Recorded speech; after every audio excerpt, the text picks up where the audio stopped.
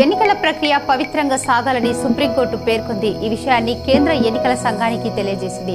స్వేచ్ఛగా న్యాయబద్ధంగా ఎన్నికలు జరగడానికి తీసుకున్న చర్యలను వివరించాలని సుప్రీంకోర్టు ఇవాళ ఎన్నికల సంఘాన్ని కోరింది. బీఆర్ఎస్ అధినేత కేసీఆర్ తెలంగాణ భవన్ కు చేరుకున్నారు. భవన్ ప్రాంగణంలో ఉన్న తెలంగాణ తల్లి విగ్రహానికి కేసీఆర్ పూలమాలలు వేశారు. తెలంగాణ భవన్ కు చేరుకున్న కేసీఆర్ కు మాజీ ఎమ్మెల్సీ శ్రీనివాస్ రెడ్డి, హరీష్ రావు, శ్రీనివాస్ గౌడ్, వేముల ప్రశాంత్ రెడ్డితో పాటు గులాబీ శ్రేణులు ఘన స్వాగతం పలికారు.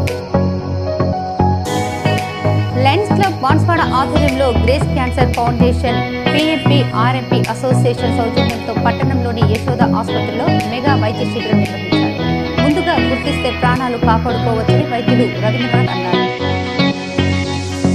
పార్లమెంటు నియోజకవర్గ స్థానానికి స్వాతంత్ర అభ్యర్థి రాపెల్లి సత్యనారాయణ రిటర్నింగ్ అధికారి జిల్లా కలెక్టర్ రాజీవ్ గాంధీ హనుమంతుకు తొలి రోజైన గురువారం నామినేషన్ సమర్పించారు.